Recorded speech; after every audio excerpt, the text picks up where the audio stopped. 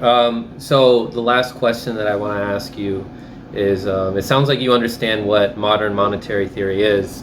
So what are your thoughts on waking more people up to it? Do you think, like Bernie Sanders, who had Stephanie Kelton as an economic consultant, that it's too much of a bitter pill for people to swallow, or is it time for people to know what this is, considering the big, money that we just created to give trillions of dollars to these corporations with the CARES Act and all the other stimulus packages that we've had? I think it's something that politicians need to embrace on the inside but not advocate on the outside. It's not their messaging. And I think that the main people who are doing that awareness building are the outside organizers. Because I think it is, at this moment, still not something that's widely embraced, and we want to get you onto the inside anyway if you understand this. But we do need to start broaching this subject, because I think people don't understand the base way of how we actually fund things. We don't fund things with our taxation. We fund things because the Treasury is able to print money for these programs, and we use taxation as a method to be able to recuperate funds to, try to keep the inflation from going off the charts. And the thing that's really important is, if we want to have this conversation, you want to use this funding on productive means. Like, we see this all the time with companies around the country. They do this with what's known as like leveraged buyouts. They take on extra debt, they buy something up, and then they reap the gains from that.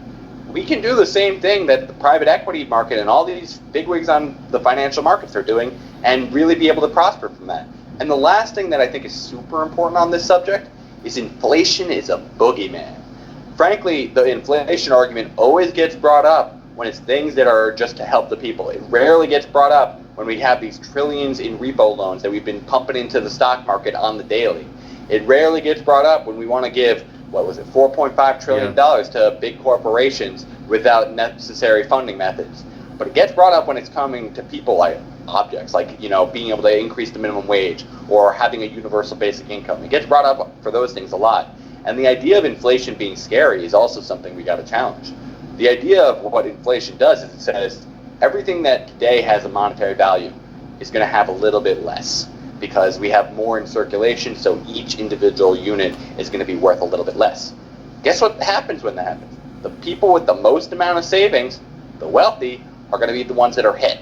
The people who don't have any money, guess what? None of their assets depreciated in value.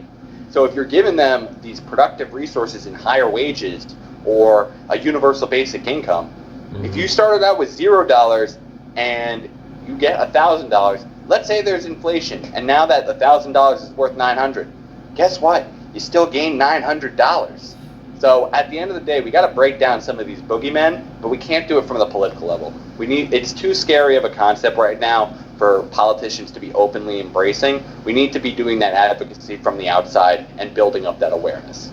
Got it. And for people who want more information, I have spoken to Jeff Epstein. No affiliation with the guy, the infamous Jeffrey Epstein. He just happens to unfortunately have the same name, but he represents. People have that in common. Yeah, he represents Citizens Media TV. I have the link in the description if you want to learn more about that. Thanks for watching that segment of Hear Me Out.